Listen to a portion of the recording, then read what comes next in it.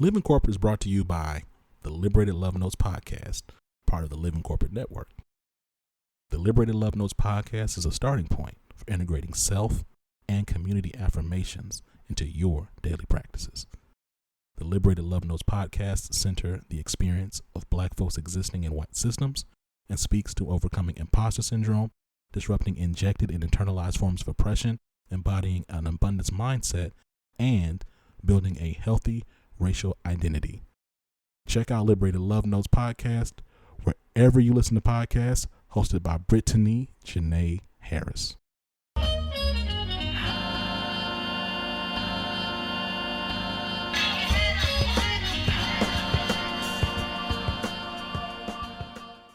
Hey everybody, this is See It to Be It, the Wednesday podcast from Living Corporate.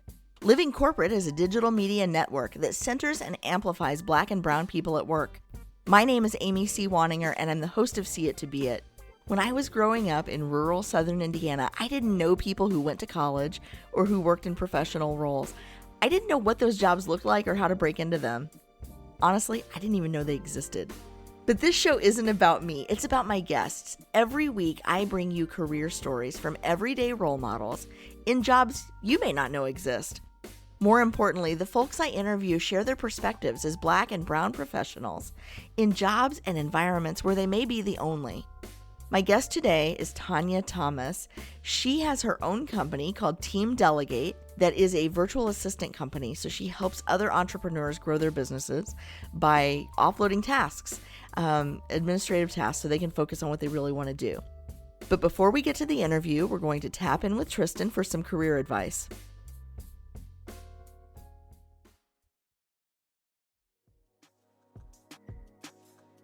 What's going on, Living Corporate? It's Tristan, and I want to thank you for tapping back in with me as I provide some tips and advice for professionals. Today, let's discuss the Great Resignation. The Great Resignation is coming, according to Anthony Klotz, an associate professor at Texas A&M University who studies the resignation of workers. He states, when there's uncertainty, people tend to stay put, so there are pent-up resignations that didn't happen over the past year. Honestly, he's onto something. The Wall Street Journal reports that U.S. workers are quitting their jobs more now than at any time in the last 20 years. You may want to find yourself in that number of people resigning, and if you want a better opportunity, I totally think you should, but don't go turning in that resignation letter just yet. Often, when I speak to people who want to leave their current job, they haven't fully fleshed out the reason why. I ask my clients, are you running towards something, or are you simply running away from something?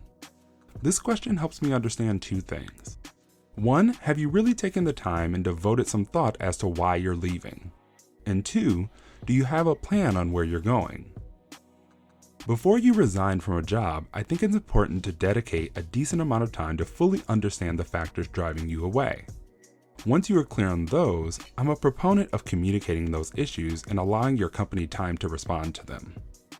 By understanding the issues thoroughly, you'll be better prepared to know what you don't want from the next company. By communicating and allowing your company time to resolve the issues, there's a chance that you may find that you don't have to leave at all.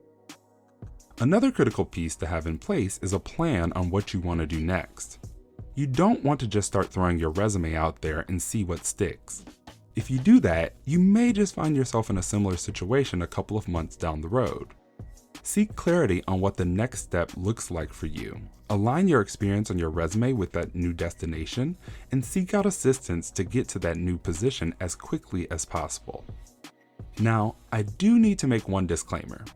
If you are experiencing discrimination or harassment at work, that's a completely different set of circumstances than what I'm mentioning here. If you feel you have to resign for your safety, absolutely do what you have to do. This tip was brought to you by Tristan of Layfield Resume Consulting. Check us out on Instagram, Twitter, and Facebook at Layfield Resume, or connect with me, Tristan Layfield, on LinkedIn. Living Corporate is brought to you by The Leadership Range, a podcast within the Living Corporate Network. Hosted by globally certified and Fortune 500 executive coach and leadership development expert Neil Edwards, The Leadership Range is focused on having real, raw, soulful, and accountable conversations about inclusive leadership, allyship, professional development.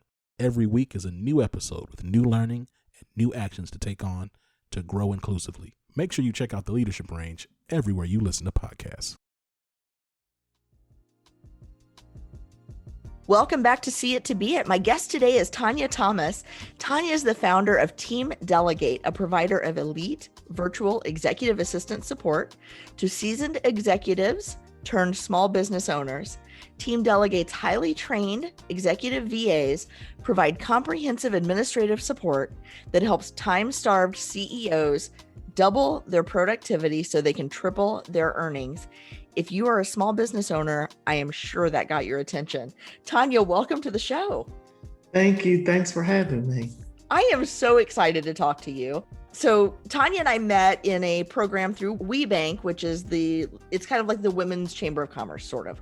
And she told me what she did. I said, oh my gosh, I have to have you on my show because there are so many people who need you, number one. But number two, I want to learn more about the service that you provide.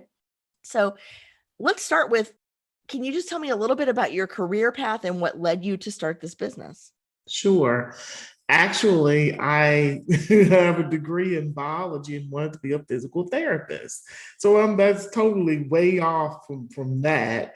But when I was in my junior year in college, I met my husband, and I wanted to get married. And so his job was requiring him at the time to move every year and a half. He worked for a construction company. So I finished up my degree. I'm thinking, well, I have so many biology courses, I'll get my degree in biology, and maybe I can go to physical therapy school at another time. But of course, that never happened. And we moved. And when we would move, we'd travel to these little bitty towns. And I didn't have anything to do. So I began to work for temp agencies when we would go to the towns. And I even began to work for the same company that he worked for, because it was kind of like, if you can't beat them, join them.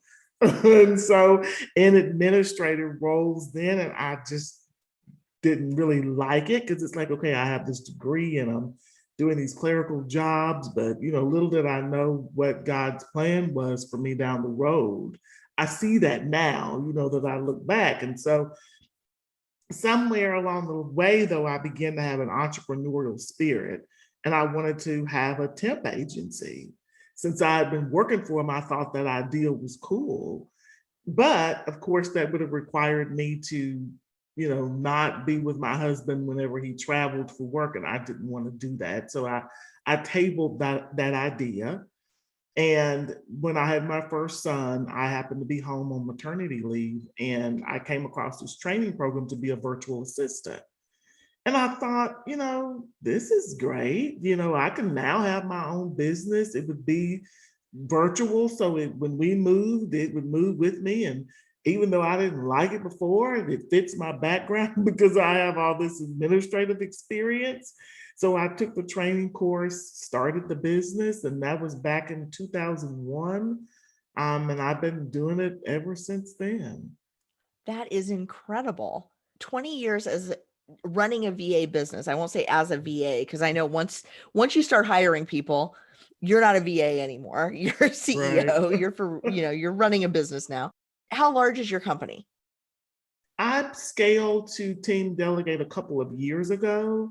So we have probably a team now of about maybe 15, something like that. Wow. That's fantastic. And so who are your target clients? Is it like super small businesses, solopreneurs, or is it, what I call small to mid-sized companies, right? The kind of bigger shops?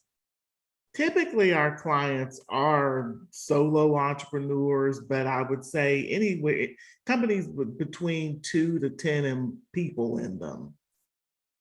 Now, I find it curious that you didn't like the clerical work, but you like the VA work. What do you see as the difference between the two? Is it the owning your own schedule, or? Exactly, Amy, that was it. I really wanted that freedom and flexibility, especially as I was starting my family, but I just always wanted to be able to have control of my own, time. And that's really what it was. Uh-huh. So for those who aren't familiar with VAs, probably most people know what that is, but can you explain, what does a virtual assistant do? A virtual assistant is an administrative or executive assistant who provides administrative services remotely. So anything that an executive assistant or administrative assistant would do in office can be done remotely now, of course, with the use of all the technology that we have. So we do things, a lot of our big core support services that a lot of our clients have in common is managing their calendars, their email. It used to be travel, but that's probably slowly going to begin to come back. But those were the big core three. But we also, provide support around presentations, clients helping with their PowerPoints, helping them get proposals out, invoicing, just a variety of things that clients need from an administrative standpoint that's important for their businesses, but they don't necessarily want to focus their time on. And there's a lot of stuff in business that you think is not going to take that much time. And then all of a sudden you find out like that's your life now. And the thing that you got into business to do, you're not doing anymore. What does the process look like for people who want to delegate, but maybe they haven't documented all their processes because they're just kind of doing the work, right? And it's hard to do the work and document the work and train on the work and then delegate the work and let go and trust that you've done it right. So what does that process look like for you and your clients? That's a big one because a lot of people, they exactly what the way you described that, they know that they need help, but they really don't know where to start. And so what we like to typically do is talk with them and have a session around, what's a day look like for you? That's usually pretty helpful to help people get an idea of some of the things that they can let go of. And then sometimes having them for about a week, write that down, be cognizant of what they're doing and the time that they're spending and tracking that for about a week. And that's usually helpful for them to be able to decide what it is that they need support with. And then the other thing about that from a trust level is then deciding where they want to start, what would they be the most comfortable letting someone do. Yeah. And I would imagine that it takes a little while to build that trust, even once they've decided, yes, this is a pain. Yes, it's taking up too much of my time. Yes, somebody else could do it. So how do you work with folks to help them be comfortable with that part of the process, right? It's like you put your kid on a bike and they take off and then you're like, oh my gosh, I have, I'm not holding on anymore. What's going on? How do you help them through that part? Because I would imagine there's almost like a psychological component to this that you have to work them through. It is. And so usually when they let go of that small thing that, it's not client facing, so they know it's behind the scenes that they can get help with. Once they let go of that and they see how well that's working and the time that it's given them, then they're usually like, oh, wow, this is fantastic. Here, let's do this. And so then they'll move on to the next thing. But that's usually the biggest barrier for a lot of people. But that's how we like to work it with them to be able to get started. I think that's fantastic. So now, one of the things that I like to talk to people about is community. You started your business so that you could be remote, work on your own, work with people, but kind of work at home. How do you find community in a space that is 100% virtual? You're not embedded in a company. Your folks aren't embedded in your company, right, that you manage. How do you not get lonely? For me, I've always been an introverted person. So working on my own like this never bothered me. But I do, even within my company, though, I know everybody's not like that. So we do get together at least, once a week. Everybody comes together and we try to make it fun. It's a meeting, but we do in the beginning have like a little icebreaker that everybody gets an opportunity to participate in. That's helpful for the team members. And also for myself, I guess, too, talking to other business owners. I've always been a part of maybe like a mastermind or always in some sort of group like that. And that's helpful for me too, to be able to communicate with other business owners and not really feel like I'm alone in my business because nobody else in my family is an entrepreneur. So, I can't talk to them much about it because that's not their area. That's not their thing. But yeah, those are the ways that I try to find that community for myself. What did your family say when you said, I'm going to start my own business and it's going to be a virtual assistant business and I'm going to run it out of my house and be home? Did they think you were crazy? Yes. And, at first my husband was on board with it. He thought, yeah, this is great. But then 6 months in, he didn't think that anymore. And that became challenging because you really need that support from your spouse and your family to be able to keep going. Because as you know, starting and running a business is not easy. And so they definitely did think that I was off my rocker for a little bit, but my husband had to eat his words later on. And as we had our boys, and then, my youngest had a lot of allergies, and I was able to be, flexible to take him to his doctor's appointments and stuff like that. So my husband later on, he told somebody that he was like, I didn't really think, that much about it in the beginning, but now, it's been really great for our family because, the flexibility, and the income and those types of things. But yeah, at first, no, it was challenging. So what do you think, you said at first he was on board and then he wasn't. If I can ask, what do you think changed between the beginning and the not being so happy about it in the first place? Was it like, oh, this is taking more time than we thought, or it was too slow to take off, or because there's all kinds of things in the first few months of a business that Right. you sit there and go, yeah, I have no idea what the hell I'm doing, right? Yeah, that was it exactly, Amy. When I started it, we had just moved to a new city. And I thought, hey, I'm gonna network and start this business. You're excited about it, you're thinking you're gonna just take off. And so I'm going around the networking events and people are like, what is that? Back 20 years ago, not many people knew what a virtual assistant was. Yeah. And so it wasn't, so 6 months in, I had gotten some projects and some business, but it wasn't to the level of where I would have wanted it to be. And I guess, he saw that too. And that's what caused him to lose faith in it. But of course, fortunately, I never did, or I wouldn't be sitting here having this conversation with you today. But yeah, that's what made the difference.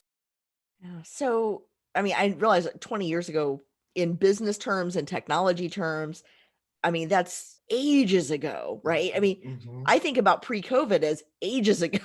It wasn't that long ago, really, like in calendar time, right? But I have to imagine that the last couple of years with, people getting on Zoom, with there being more virtual, people are more comfortable now with virtual meetings than they were 5 years ago. They're more comfortable with, cloud computing where you can put your, you can have your emails and your documents and all your tracking tools and everything is, on some server somewhere in the ether and people can access it, hopefully just the people that you give access to can access that kind of stuff, right? So recently it's been, a bigger thing, but I have to think like in the last couple of years, you were just sitting there going, man, how smart am I to have started this business? Right, exactly. Because everybody else was scrambling, trying to figure out how to work virtually, how to work remotely. And it's like, okay, I've been doing this for 20 years. With Zoom, I've been using that for quite some time, and that was like brand new for a lot of people. But yeah, so it didn't impact us in that manner because we were already remote. It did get the business for, like everybody else, because some of our clients were speakers and, stuff like that. So it impacted their businesses. And of course, unfortunately, they weren't able to continue. But after that, that little maybe 2 or 3 month lull, then it expanded. It was a lot of people on board that weren't before, because before that, I would still run into people that would say, I would need somebody on site. I don't see how that, could work. But that changed a lot of people's tune, now that they can see that it could be successful. You could be successful working with somebody in a remote capacity. Yeah, absolutely. And so many people, especially when they're just starting their businesses, you know, we need fractional help. We need a couple of hours here and there just to Mhm. keep our sanity. It's hard to find reliable help for a couple hours a week or a couple Mhm. hours a day, or, I need this task done, right? Right. That can be so difficult. And you don't want to bring on employees too soon because you know that you can't support that. Or you can pay them, but you can't pay yourself, which is, a whole different problem. And so, I love that there are companies like yours that just say, hey, we're going to handle this for you, and we'll scale up as you need and we'll scale back as you need. And so I am curious though, do you have like an entry point or a minimum that you require of your clients, or how do you manage to negotiate those kinds of terms? We do. We have a minimum of 32 hours a month for clients to work with us, because I feel like at a certain point you need to be able to really see the value, and at least having the hour and a half a day or 8 hours a week, the closer you can get to 10 hours a week, for you to really be able to see the difference in having support. So a lot of our clients, and that's helpful for them. Usually what happens is too, once they come in at that level and then they get used to working with someone and seeing the other areas where they can get support, it usually scales up a little bit from there too.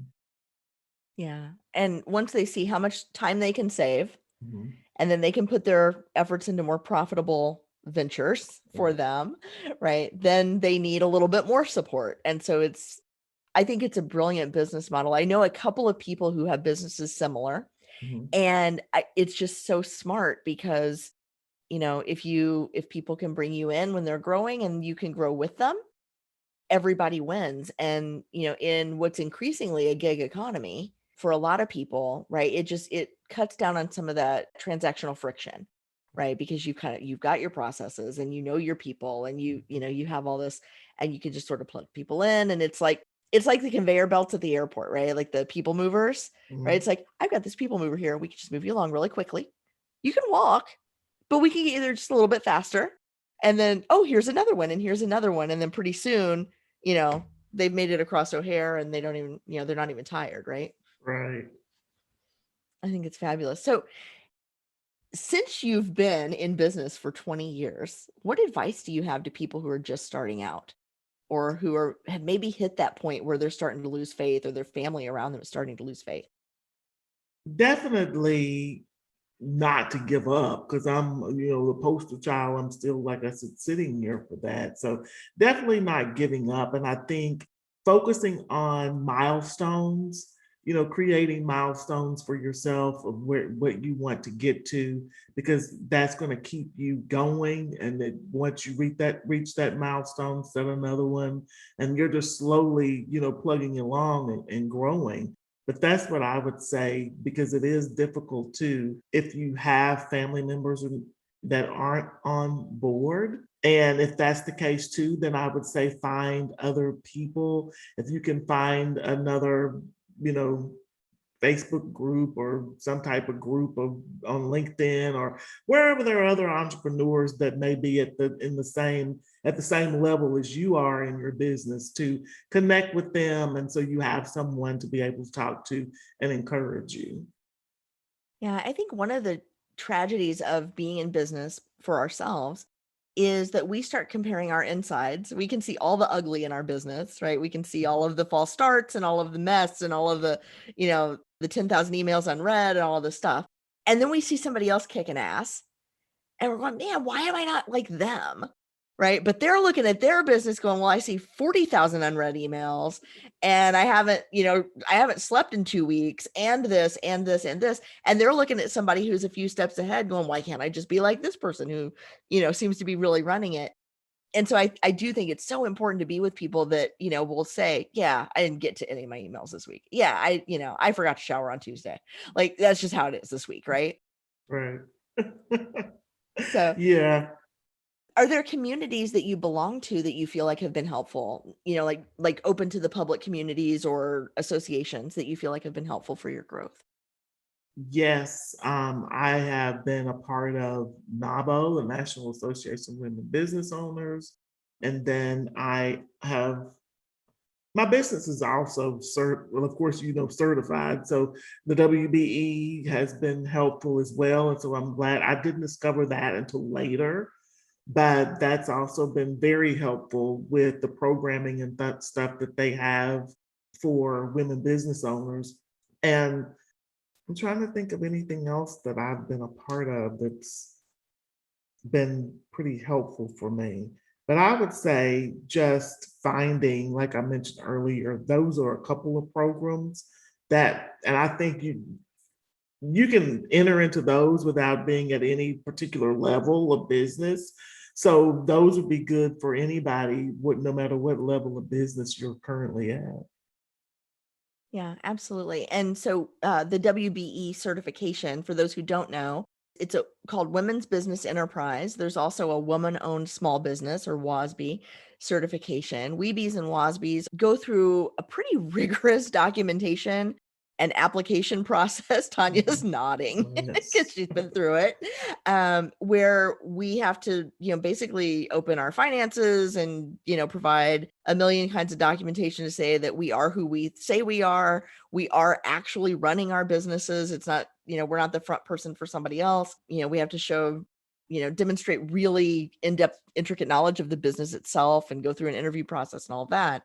But those certifications then do a couple of things. Number one, they help you connect with other people who have gone through the certification process.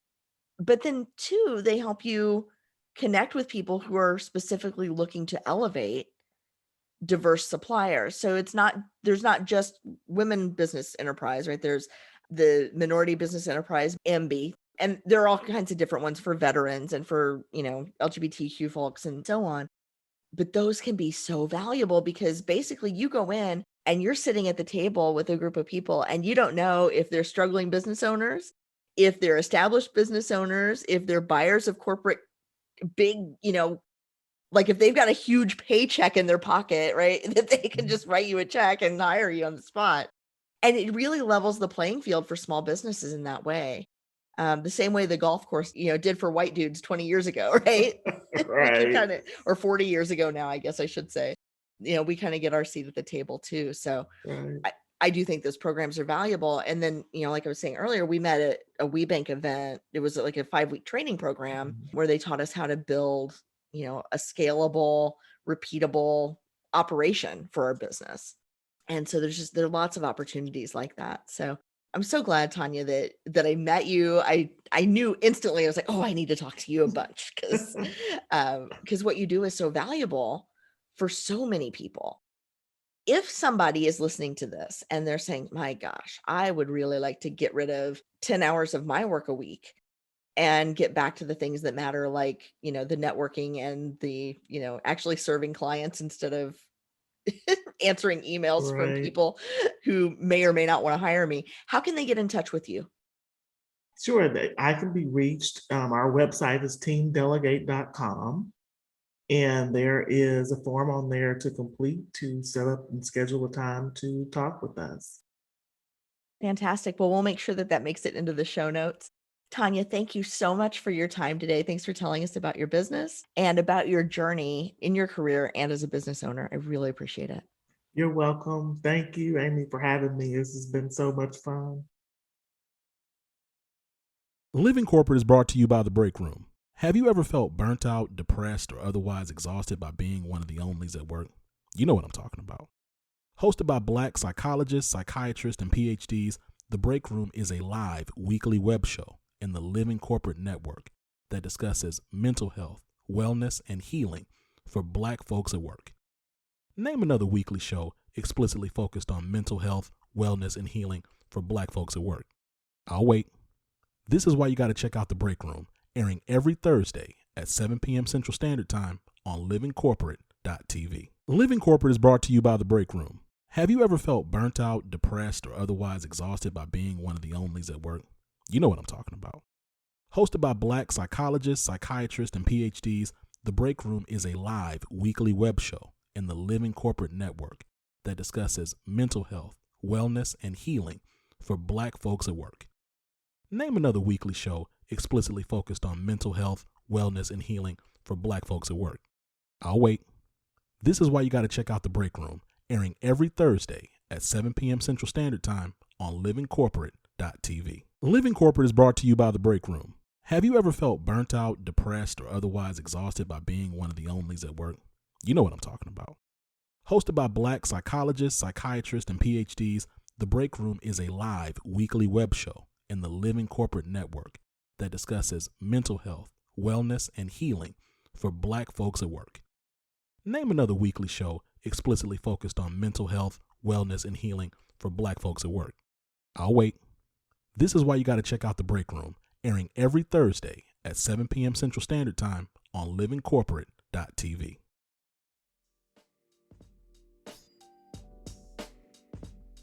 Okay, did you love Tonya's story as much as I did? I love the fact that she just decided she was just going to start this business so she could work from home. And now, 20 years later, she's still running it. It's grown huge. VA business with 15 employees is a pretty good sized VA business. And I like that she talks about the struggle that she had early on. And, that she kept the faith, but the people around her were starting to question her a little bit. But she just kept going. And she was really prescient in, looking forward and seeing that this is the way of the future. This is how people are going to work. And all of that came to fruition, in the last few years. If you enjoyed this episode, if you enjoyed hearing from Tonya, don't forget to subscribe to Living Corporate and share us with your friends and colleagues. And hey, you can really help us out by leaving us a 6-star review wherever you get your podcasts. You may be thinking, Amy, there are only 5 stars. And you're right. Give us all those stars, but then go the next step. Give us the extra star by leaving a couple of sentences in your own words telling us what you liked about the show. Don't forget to visit living-corporate.com to learn more about our other podcasts, videos, web shows, and more. See It to Be It is brought to you in part by Lead at Any Level, a certified woman and LGBTQ-owned business dedicated to helping organizations turn their reclusive nerds into inclusive leaders. Lead at Any Level. Leaders can be anywhere and should be everywhere. Learn more at leadatanylevel.com. That's it for this episode of See It to Be It. This is Amy C. Waninger, and I'll see you next week.